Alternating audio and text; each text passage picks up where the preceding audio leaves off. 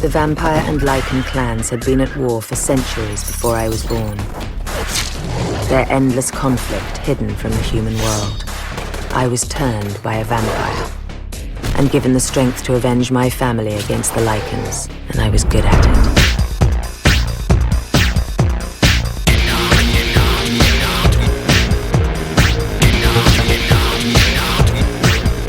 Welcome to Now Playing Podcast's Underworld retrospective series. Wherever Celine goes, trouble surely follows. Hosted by Arnie.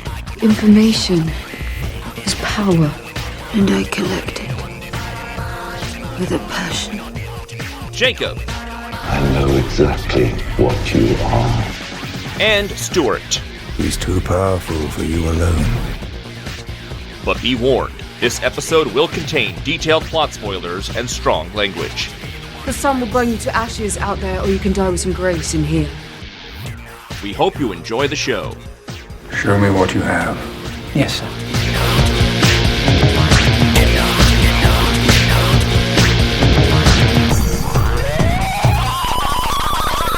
Today we're discussing Underworld Evolution. Isn't that also a subtitle of a Resident Evil? Yes. Who knows? All these movies hate putting numbers, so I don't know what order to watch them in. Starring Kate Beckinsale, Scott Speedman, Tony Curran, Shane Broley, and Bill Nighy. Directed by Len Wiseman. This is the now playing co-host who cannot control his savagery, Arnie. And Stuart. And this is the co-host who's come to deal some death, Jacob. You're just laying it on that line, aren't you? Until they give me a memorable line in this franchise, I'm just going with that every time. It's on Underworld to give me a better line. Now, there's not going to be a whole lot that's different between this one and the last one. We still have Len Wiseman directing. We still have stuntman Danny McBride writing. We still have Kate Beckinsale coming in to star in it. But she is now doing so as the wife of Len Wiseman. And she did say that this was the first experience she had where she heard the idea for a movie and watched it blossom into a finished experience, which just goes to prove that Len Wiseman did not have it all worked out in 2003 when he made the first one. What? I say in mock shock. But Len Wiseman said the first movie was just half the script he wrote, and that the second movie is just being able to complete his vision for that first film. That it's a tight duology. Yeah, they just had to invent on the spot. Oh no, this is a hit. We need a video game? Apparently this had PlayStation 2 released only in Europe. They rushed out Eternal War the next year. I couldn't get a copy, but I did watch the walkthrough on YouTube. And I gotta say, as someone that stopped playing video games in 1992, the graphics were great for Sega Genesis, but I'd have to believe you'd be really mad. It doesn't look anything like the movie. The weird thing is you'd think you'd be in castles and have all this gothic stuff. You're like on green grass and stuff running around. And you can either play as a Lycan or a vampire. You can be Celine or you can be Reyes. But you just kind of run around on missions. And it's just kind of like a Doom or a Quake or one of those run around shooting kind of things that I don't even like. But very simplistic graphics, not a whole lot of plot, not even a whole lot of cutscenes. So not what I'd want. But they got it out. They rushed it out. And yeah, Kate Beckinsale is making like rip-offs of herself. Like I feel like Van Helsing has got to be Underworld 2 before Underworld 2 came out. I remember that being slightly more enjoyable than this one. We may cover it one day, so I'll hold all opinions. But yeah, her career shifted. She was no longer getting the Kate Winslet parts. Suddenly she's in torture porn like Vacancy. She's in Adam Sandler comedies like Click. She's trying to be mainstream. I guess that's the influence of being with a Hollywood guy who is getting a bigger budget this time. They had $22 million to make that first one. They double it for this one. And they don't double their profits. I have seen it before. I assume you guys have not. Nope, I saw that first one and thought I'd never come back to this franchise. Yeah, I hadn't seen it either. I saw the first one and I knew they kept making them. And in fact, in the teens, when I kept seeing trailers, I'm like, wow, how many have they made? But I've never seen them.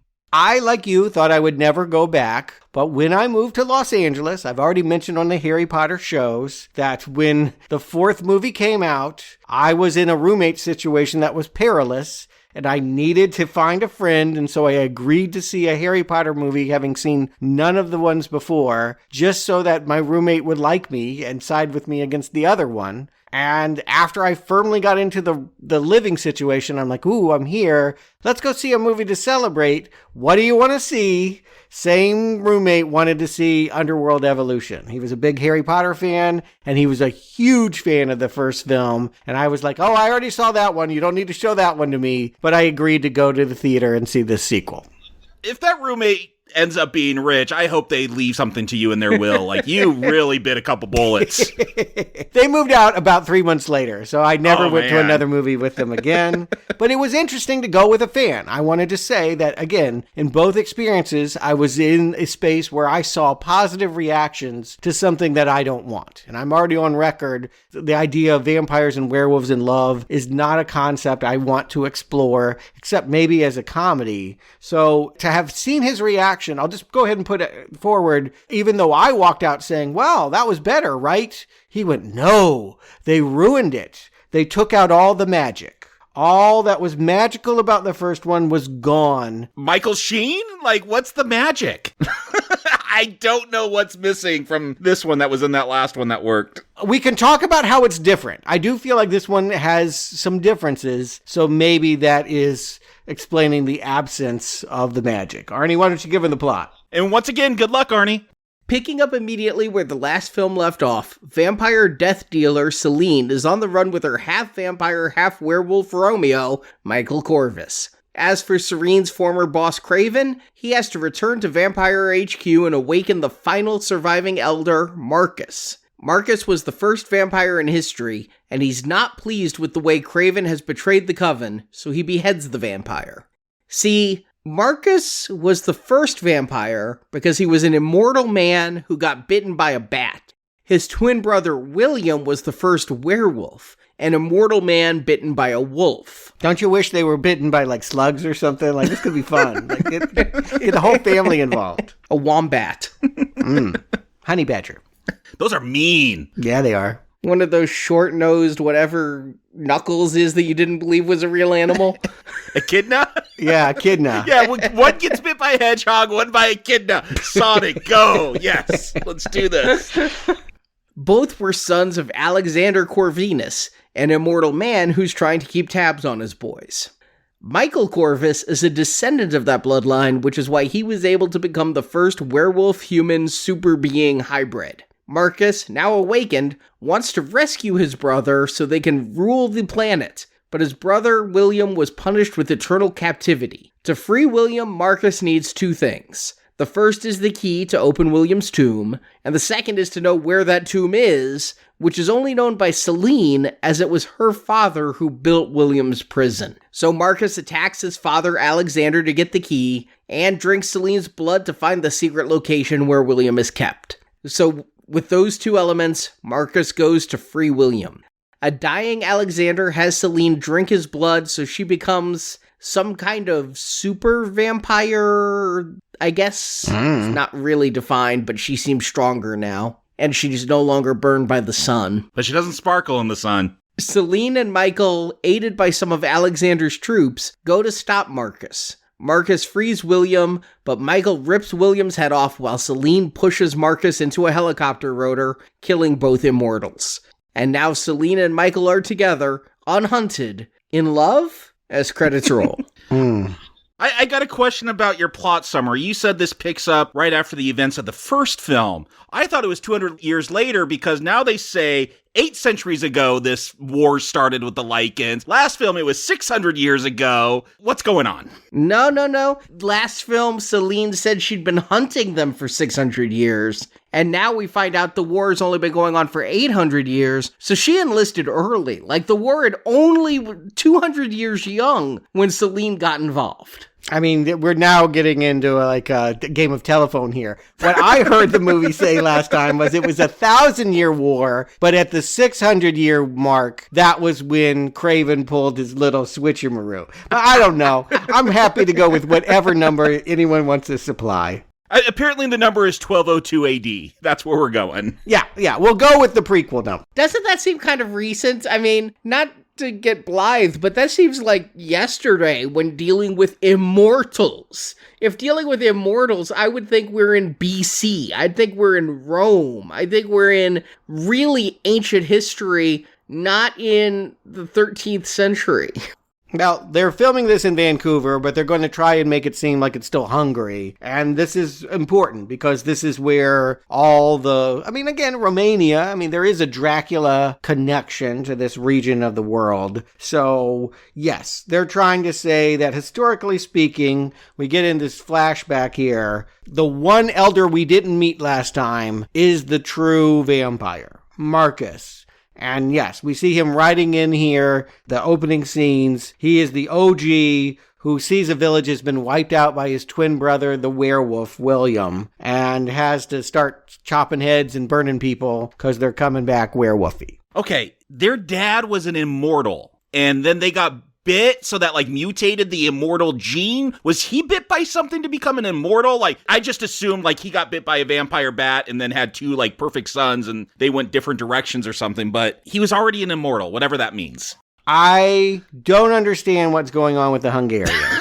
Yes, Alexander Corvinus, why he's special, the fact that they had two sons that got bit by wolves and bats and made vampires and Lycan. Take better care of your son. Someone call Child Protective Services if they're just getting bit by animals. Right. For one thing, do a better job with parenting.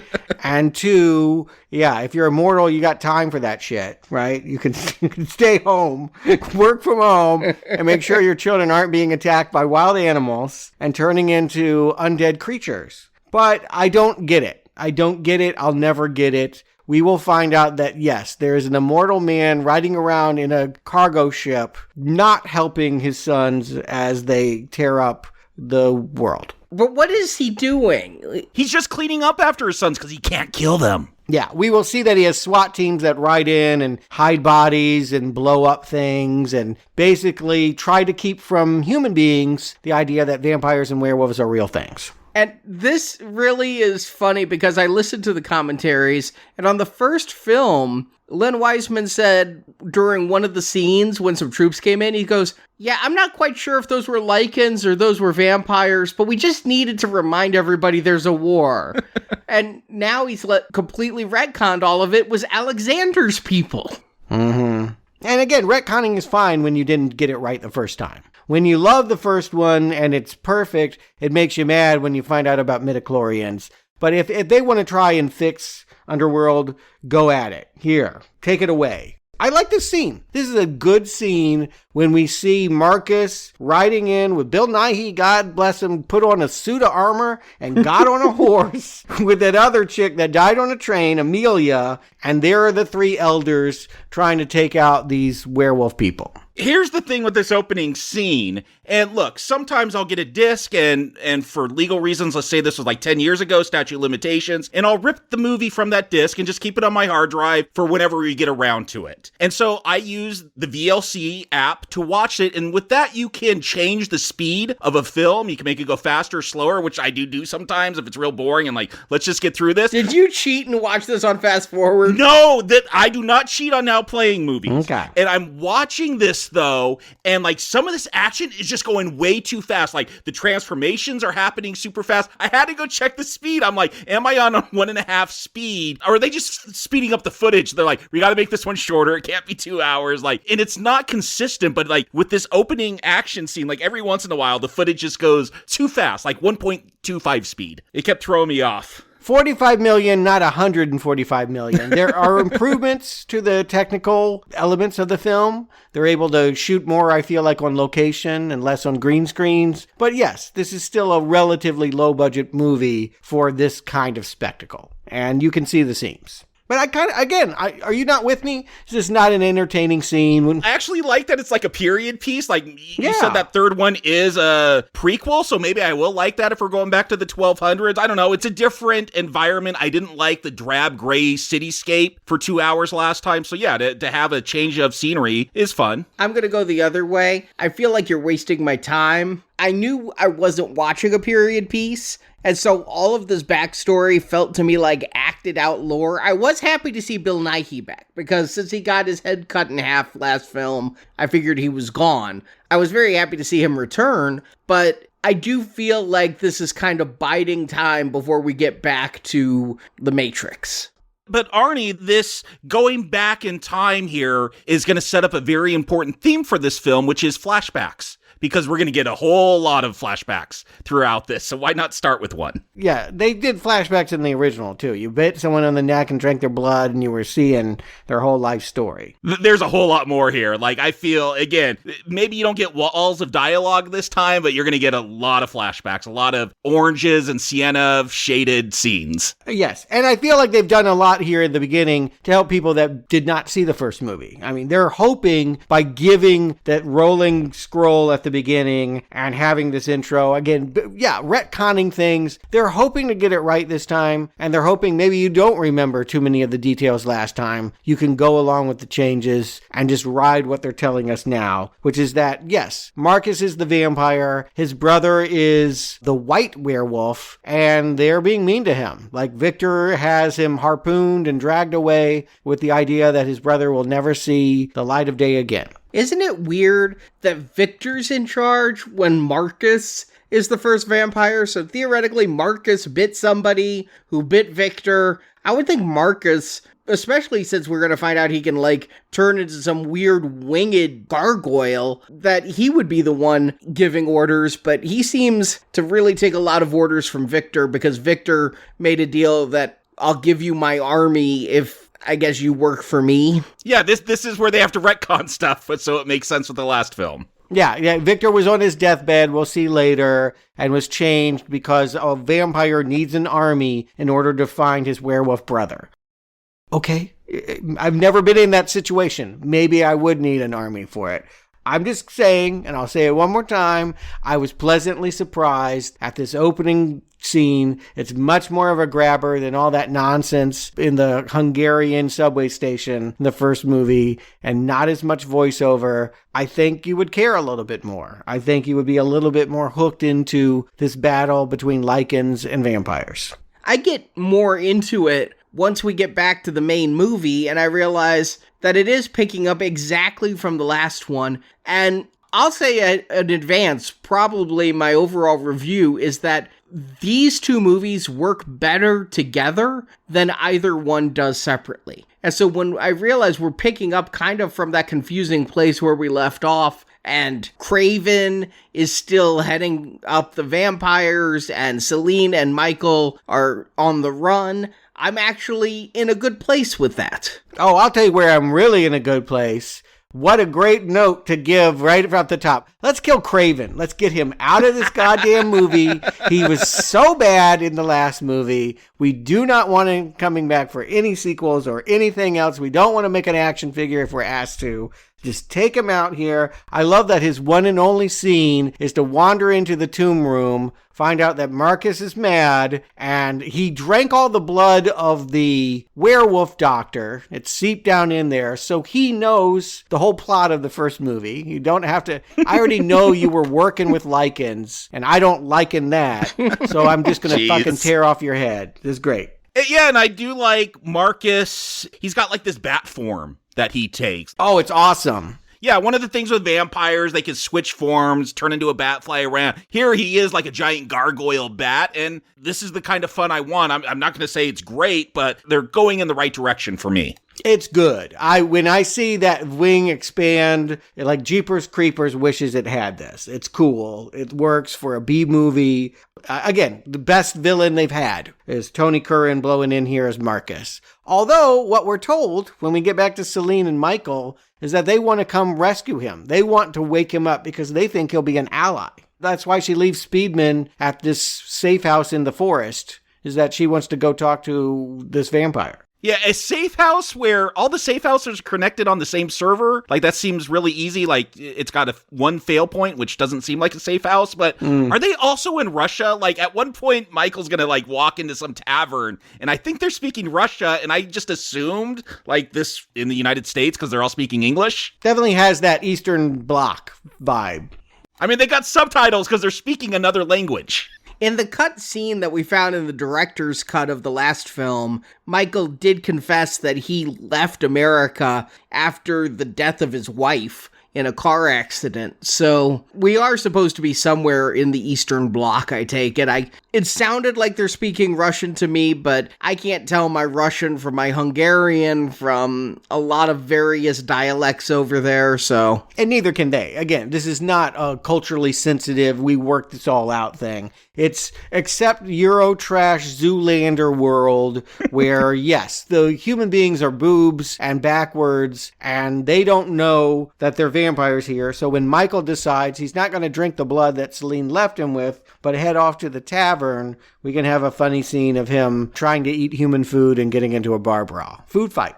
And he's trying to eat human food because he doesn't believe he needs to drink blood. And Celine says, if you eat human food, it could kill you. So we get the wonderful scene of him retching and puking at a table. That's what I wanted in my vampire film. I will say, watch What We Do in the Shadows, either the movie or the television show. They have a lot of fun with vampires trying to eat human food and what happens. Much more enjoyable than this. Yeah, you may not want to see Scott Speedman's food, what he ate, but I feel like this is one of his better scenes in the entire franchise, so don't take it away from him. He gets in trouble with the locals, and now it's caused a big scene that's going to bring everyone here. It's going to bring Celine back, it's going to bring Marcus to him, and we're going to find out that this Alexander Corvinus guy is riding around with his SWAT teams. They've been picking up the bodies. They actually dragged Victor back to the ship so they could extract something. We'll find out that it's a key later. It looks like a heart plug. Yeah, we see Amelia in that morgue or whatever where he's cutting open Victor's chest. I'm like, oh, so she really was important. They're going to resurrect her or something. Because why would they keep showing her?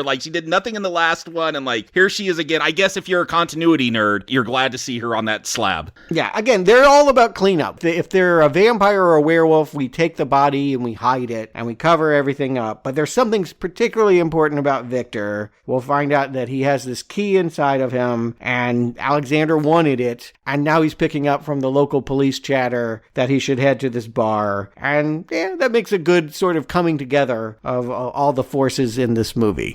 Yeah, it's a much more simple film than last time, and that's better for it. It has taken away a lot of the hierarchy, it's taken away a lot of the politicking, and it's become kind of simple on its face. I mean, you say simple in that I understand the broad strokes with Marcus and William, the brothers.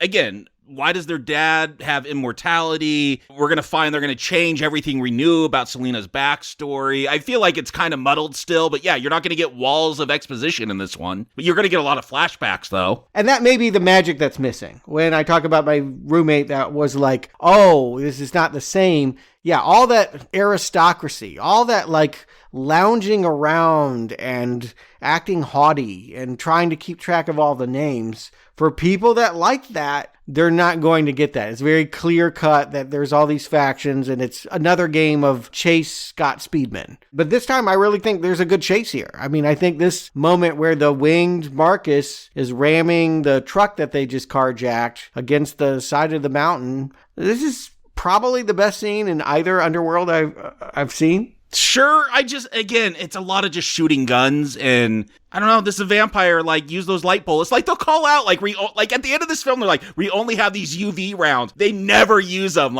To me, what the fun would be is all this weird technology you'd have to invent to kill mythical creatures, and it doesn't seem to want to lean into that at all. Again, fun is not a word you use with Underworld, apparently. Yeah, I agree that this is... You don't even have to be making fun of it. You don't have to be self-aware fun. You could just have a couple of moments here that are cool in a way different than they want to be. It's there's so much leather around here. What I got in my head was Fonzie. And Fonzie couldn't crack a smile and couldn't really get excited. You could just go, hey. And that's kind of them. But it would be nice to see them kind of shirk the cool image a little bit and go for something else. Yeah, have Celine jump over some sharks on water skis. Do it. I get your point, and it seems to be a problem with the creative forces at the helm of this. They do not want us to giggle. ever. And it's to the movie's disappointment that we're never encouraged to laugh at some of this absurdity. They really ought to understand how silly they look sometimes. But you know what? Again, I think you can give the movie its little moments. I'm happy to say everything that I'm having here in the first half hour is better than anything I got last movie. And that should be acknowledged. I'll agree with that. It's streamlined, it's cleaner. I know who my good guys and bad guys are. The bad guy has a much cooler look to him. This is so much better a makeup job and design for a super baddie than Bill Nighy that I'm going with this more. And I don't know if it's more romantic, but at least we get to see some knocking boots. The sun is coming up. Celine needs to go into some factory for the daytime. And boy, is this overkill. He's like throwing a tarp over the thing. And then he's opening up all the cans of paint and coating the windows. And then he like moves her into like a storage locker. I'm like, God damn. There are more efficient ways to paint than throwing paint on the wall like that. Yes! You know, if you actually wanted to cover the window, just grab a roller and it'll be done in about 5 minutes. He's putting more paint on the floor than he is on the walls. Yeah, it's a real hot mess. But anyway, once he finally gets done and is trying to treat her sunburns, we see that her skin turns back to nice, taut Kate Beckinsale, and we get a sex scene. First time that we really feel like they're having any chemistry. Yeah, he peels off that pleather. Can't imagine the odor if this was in the real world. But yeah, like that last one was rated R. I don't know. Maybe there's some F words that just didn't register with me. Didn't seem, well, I mean, there's blood, I guess. But yeah, this one, we do get that sex scene. Like in the other one, you only got it in the unrated cut. Yeah, this was kind of much, especially since Kate Beckinsale said that she'd finished doing nude scenes before she started going mainstream with, like, this series. Well, technically, she's not nude. They make sure not to show a nipple that's very well blocked, but it's still quite a lot of skin. Yeah, it feels like this is the influence of Lynn on her. Like, she would have never done this. Certainly, if Underworld had failed, she would have never done this kind of movie again. But because she's been encouraged, she had her biggest hit, probably ever, with Underworld, she's willing to take more of these chances and show a different side of herself. More than Click? I thought Click made more. I don't know if that was a star vehicle for her, though. I feel like she mostly played the wife and the girlfriend in all her future movies. Yeah, Click made $250 million, but she was the wife. I'm talking about for her, this is the most identifiable movie franchise. This is as big as she got. Not Pearl Harbor, not the other bigger, more expensive movies. This is her show. This is what features her the best.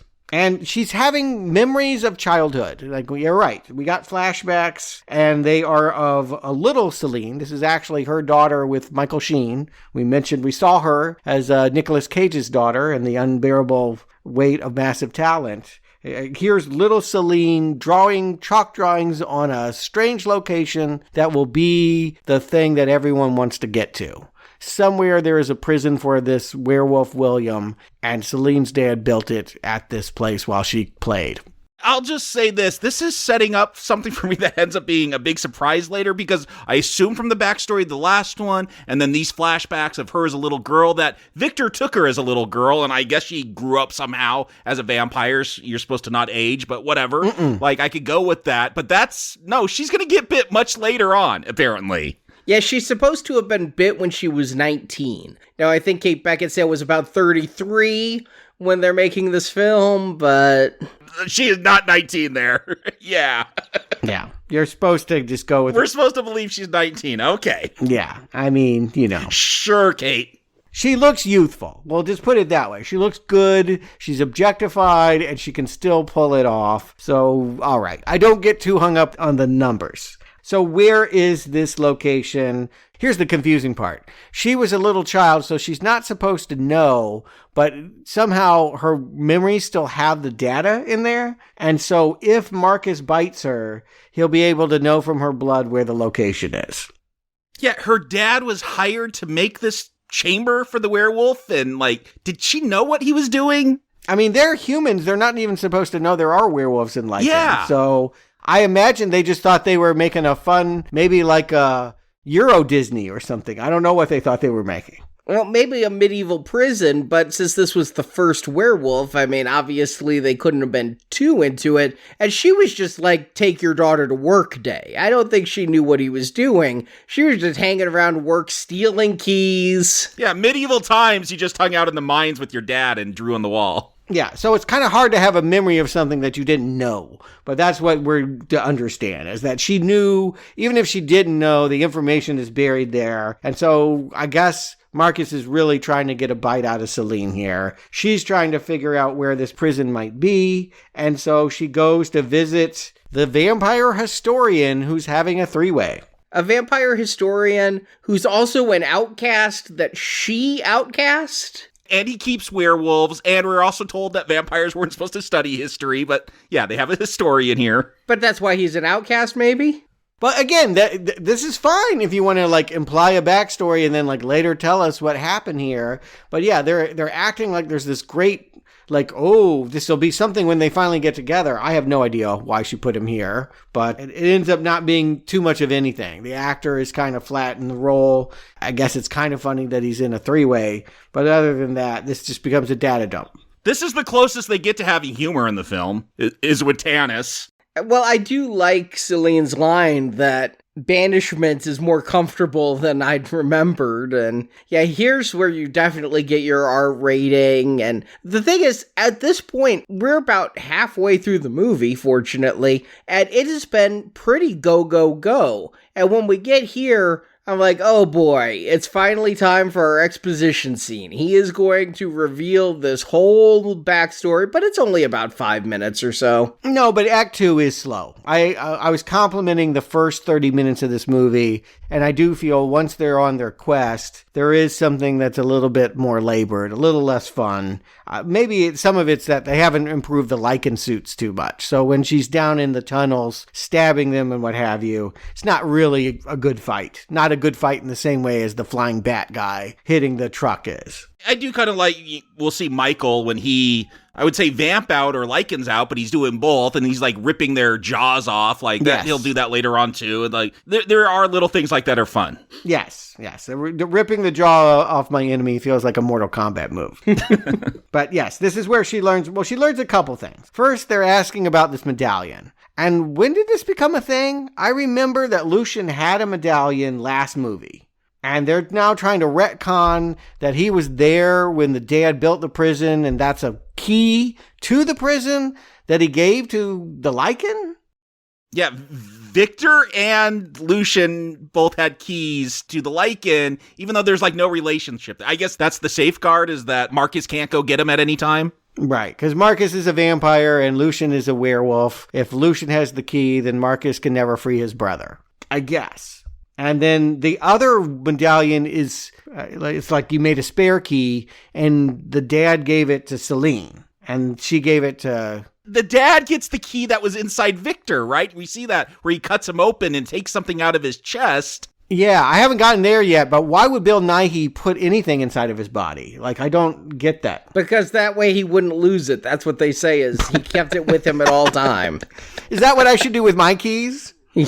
Just like insert like a pouch? That's very Cronenbergian. Yeah, keep your keys in your chest. Now I'm just picturing you with your key fob to your car, where you go, you have to like push your nipple to unlock it, and the other nipple's the alarm.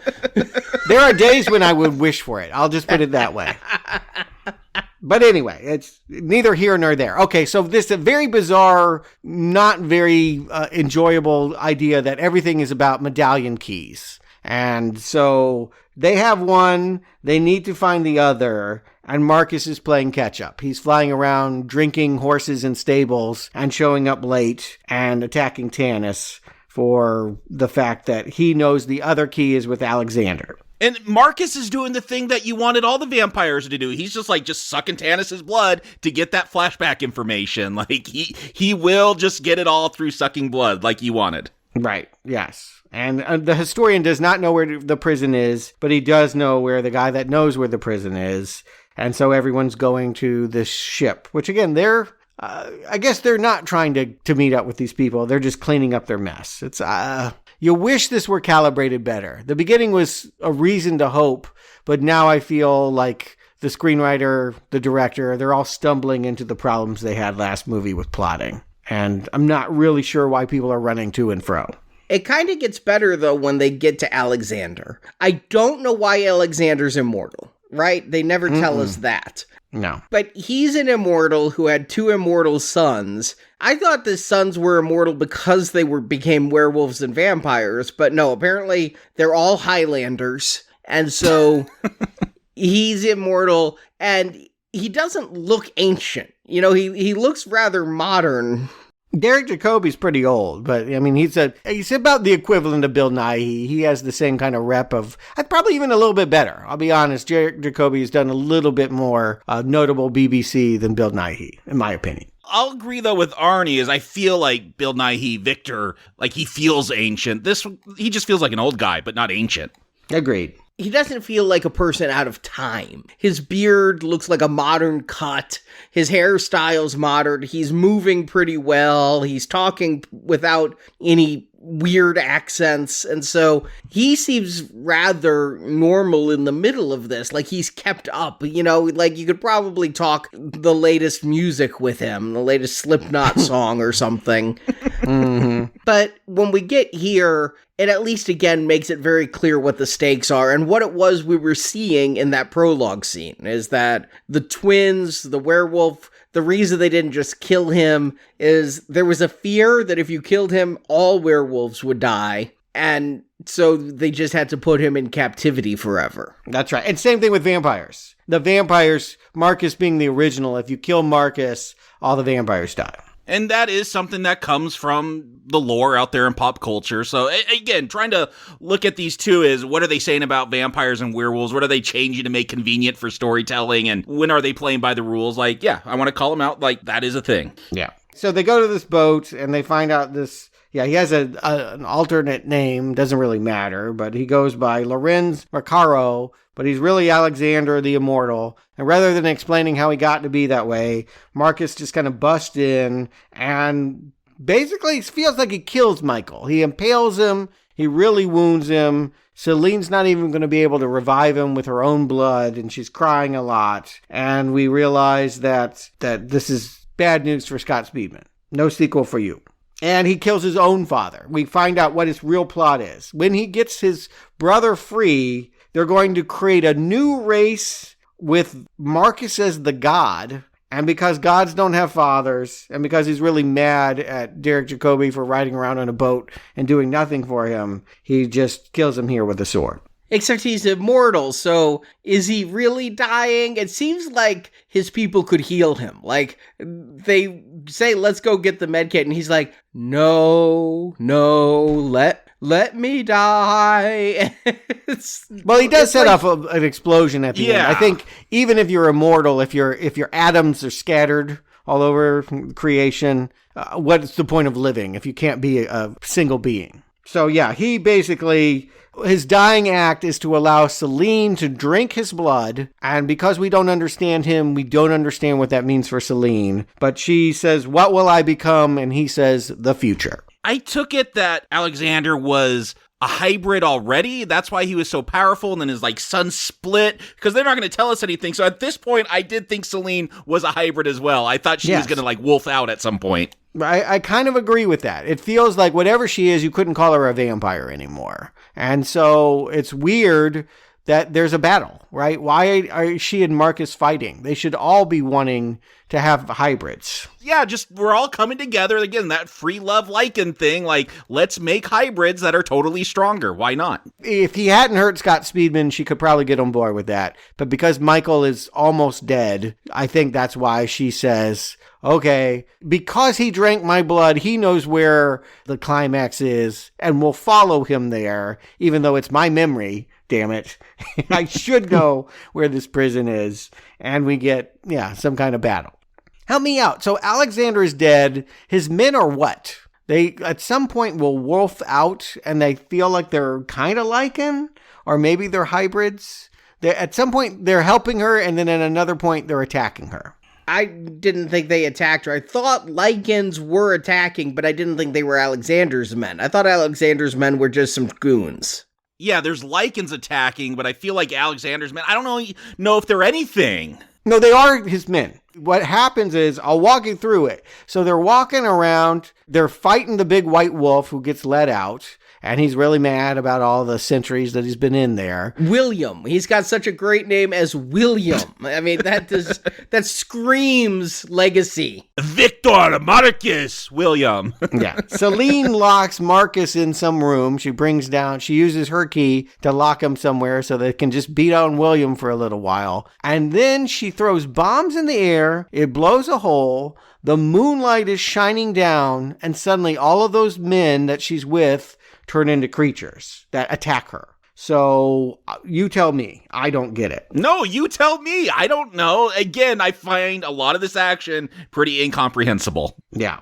Is it good enough? I feel like it's not as good as the stuff I was enjoying in the beginning. Or maybe the problem is when I really don't understand what's going on anymore, you can have good action and I won't care. I don't know.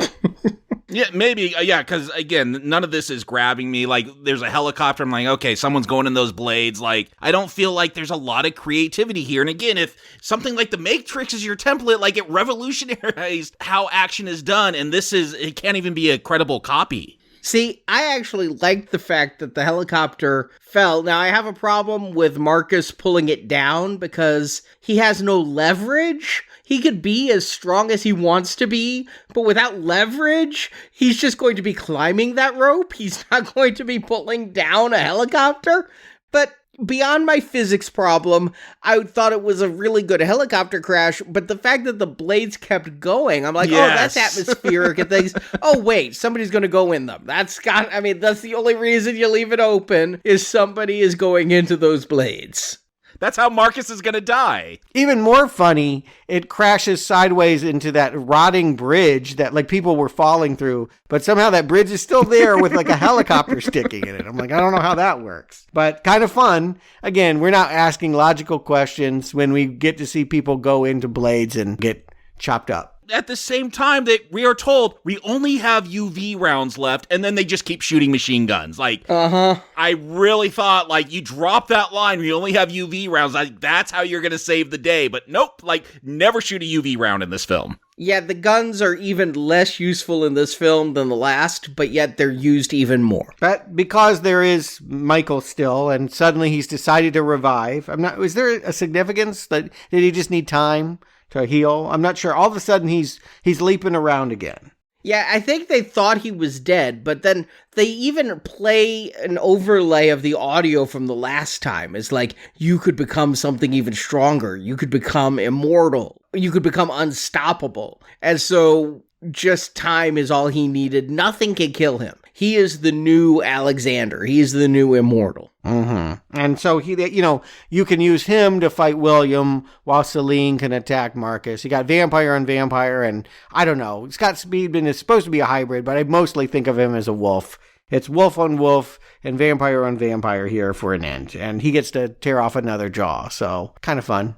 I would have thought it would take a little bit more than how they kill him. Tearing off a jaw to kill the first werewolf ever, an immortal, and just throwing another one right into a bunch of helicopter blades. Feels like it should have been a little bit more, but hey, it's action scenes, it's moving towards the end. I'm okay with it. Yeah, they don't have the money to be as big as we expect these kind of movies to be. Underworld is pretty small. In the scheme of things, this thing is a fraction of a Marvel movie budget or anything that you would expect on the order of a summer blockbuster.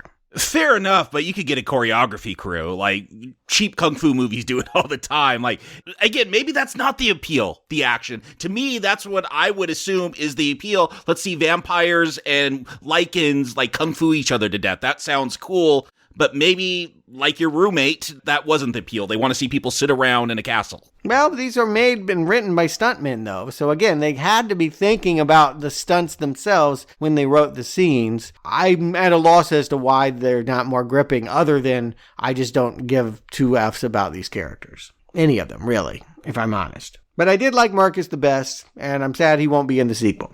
Except the next one's a prequel. So maybe he'll come back. True. Good point. I have not seen the third movie or any Underworld movie after this, so I have no idea what's next. I just know that Celine is talking out of both sides of her mouth. At one hand, she's like, sun is here and I'm feeling good, but she's convinced something is coming for her. I don't know who. Is anything still alive to get him? The blonde from the first movie. Erica. Okay, maybe. I'm not worried about Erica. Well, we will find out in the future because I know there are sequels. Until then, Jacob Stewart, do you recommend Underworld Evolution? Jacob. The film that I really thought about as I was watching this, that I thought was really comparable, was Silent Night, Deadly Night 2. And not just because this film is a bunch of garbage day. Yeah. No, but because, like, that first Underworld film, like, you don't need to watch it, guys. It's not good. It's hard to understand. Just watch this. You'll get enough of that one in it. You get a lot of flashbacks. They streamline it, they retcon it to make it a little bit simpler, but that still doesn't make this recommendable, unfortunately. Yeah, it's slightly better because it's slightly shorter, in my opinion, but yeah, you had Marcus, who was a cool-looking villain, but still, these are characters, they fail to make me care about them. Celine and Michael, still not buying into their Romeo and Juliet love story. I'm still trying to find something to grasp onto in these films. Maybe they'll crack that and figure it out. Again, everyone's a little bit more likable here. The action's a little bit better. Everything's a little bit better here, but it's still not worth the time. I not recommend. Stewart. I'm laying in the exact same space. I'm not going to recommend this, but I definitely want to say I think it's more than a little bit better. Like, it is a definite improvement. It went from being a shit show to being something that I thought about at times, saying, oh yeah, I could recommend this. I enjoyed this scene. I enjoyed that moment. But the truth is, they've got to figure out a character. There has to be one that I truly want to follow, or it's just a music video montage. And maybe that's all Lynn Wiseman can do. He will be leaving this franchise, and maybe we'll get a filmmaker to step in and give me what I want. But what I got here was a sporadically entertaining bit of nonsense that wisely threw out the Romeo and Juliet stuff and stopped pretending this was a great love story and a tragic Shakespearean two houses destroying each other story. Still gets lost in the backstory. I do feel like a prequel is probably a way to go if they can finally cleanly tell us how vampires and werewolves began. That's still 2 movies in, something I don't quite get. But I do feel like a big improvement, a mostly innocuous time. I didn't hate much here. So, yeah, it's a mild not recommend. I don't need to know why vampires and werewolves fight. I don't need to know their history. I really don't need to go into the past and see that movie. You got the same philosophy as the vampires. Don't study history. And I never have. Look at my high school history class scores.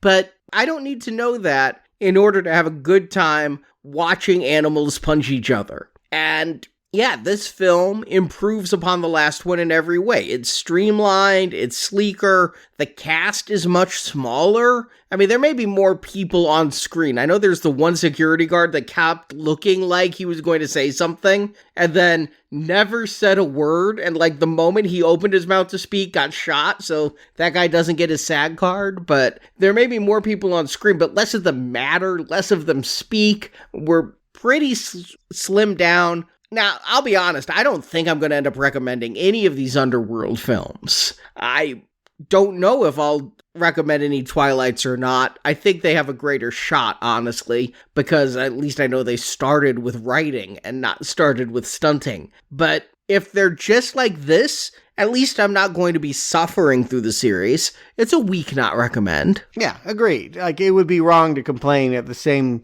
ferocity that we did last time. Like, I mean, that first movie, they were stumbling in the dark, and here they're starting to figure out what works for them, what doesn't. If that trend continues, I could see myself eventually giving a pity green. It will never be my thing, but if they can make something that is decently entertaining for 80% of the runtime, I can be kind. Ooh, that's a high bar, 80%? Yeah, 80% of the time, if I'm having a decent time, then I won't care that I don't care. You know what I mean? Like, that's the attitude. And we're getting Lycans. I feel like this has been very vampire heavy.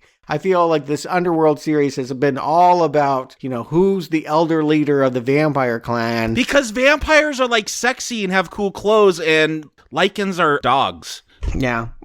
Yes, I agree. They have yet to explore the full potential of their Lycans. The fact that we're getting a prequel to focus on them next week, that's probably the place to go. They need their own film. And so let's give it to them.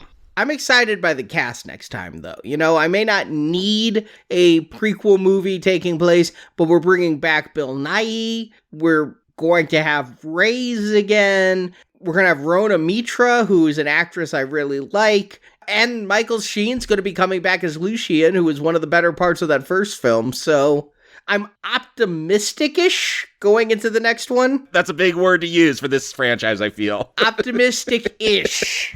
Yeah. Couple more issues on there. Yeah, I don't think you're really that optimistic, but it might not suck. And that's the point. And yes, we are covering it next week. Instead of doing Lightyear, we are going to do the new Pixar Buzz Lightyear movie. But it's summer. We wanted a vacation. We can't get to it. And so we'll do it the week after. We'll take a break from Underworld after we cover the third one. But if you do want a new movie with some crazy creatures running around, this Friday we do have Jurassic World Dominion to talk about. So if you donate for that show, you're going to hear us talk about what feels like the conclusion to the entire Jurassic franchise. All I want to know is, are they bringing back Velociraptor Girl? Who's that? From the fifth movie, the little girl with Velociraptor genes? I don't remember the fifth movie. Remember that one. Yeah, I know they ran around a house. Yeah, they ran around a house. Oh, genes is in DNA. Yeah. Okay, yes, now it's coming back. Yes, well, we have dino-human hybrids in that one. Yes, please. So, if you want to join us for Jurassic Park, it is at the amber level of our current donation drive, where you can hear us review all the Harry Potter films, Fantastic Beasts films, coming up soon the Twilight films, and Lord of the Rings films, and if you go for the Mach 2 level, also all the Tom Cruise 1980s films, including Top Gun and Top Gun 2 Maverick. So Jacob Stewart, thank you for joining me, and until next time, my will is done regardless.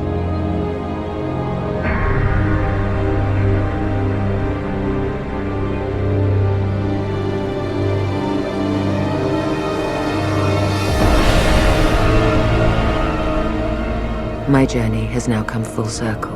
Once an outcast, I am now one of 3 chosen elders, from hunted to the highest honor. But I no longer fear death, for I have known it once already.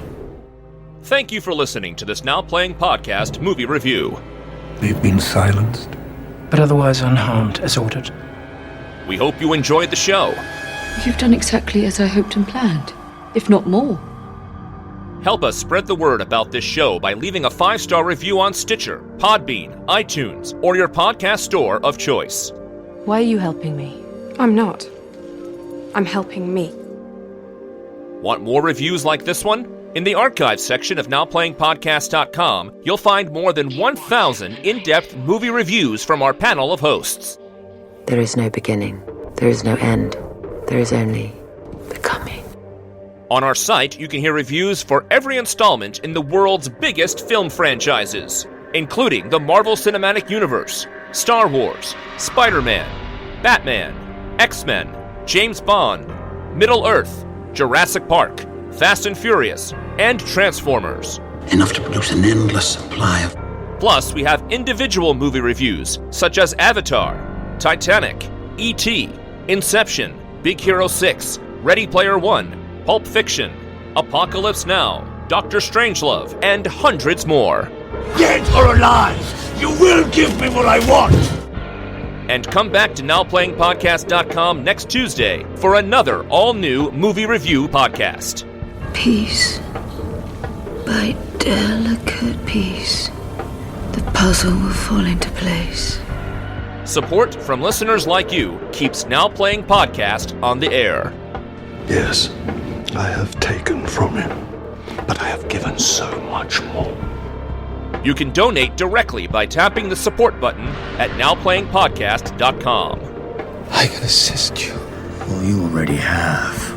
And you can join our crowdfunding campaign for early access to new episodes, exclusive reviews, and bonus reviews.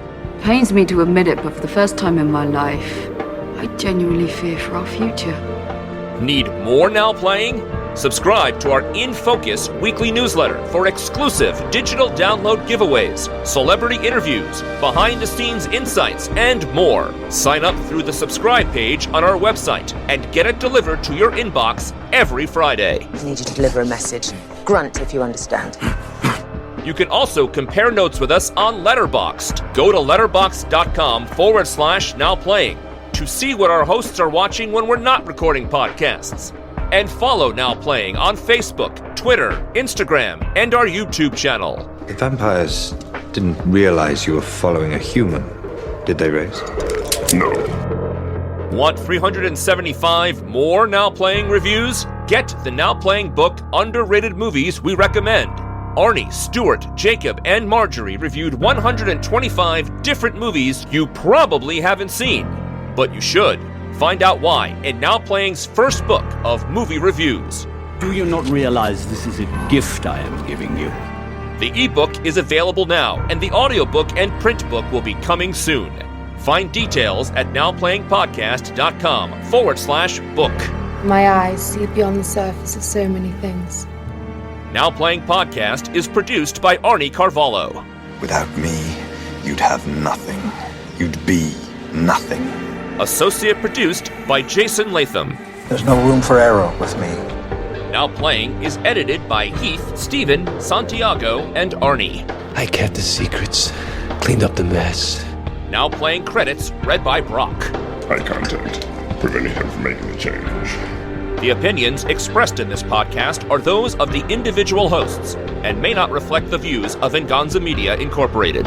Why would I listen to your lies when the journey to the truth is so much sweeter? Venganza Media Incorporated is not affiliated with, and this podcast has not been prepared, approved, or licensed by any entity that created the film analyzed herein. All movie clips and music included in this podcast are the intellectual property of their respective copyright holders. They are included here for the purpose of review, and no infringement is intended. These rules are in place for a good reason, and they are the only reason we have survived this long. Now Playing Podcast is an exclusive trademark of and may not be used without the express written permission of Venganza Media Incorporated. We are getting reports on what appears to be a mass cleansing. Now Playing is a Venganza Media production, copyright 2022, and no part of this show may be reproduced, repurposed, or redistributed without the written permission of Venganza Media Incorporated. All rights reserved. We fought our greatest battle in our darkest hour. After centuries of war between vampire and Lycan, this may at last be a time of peace.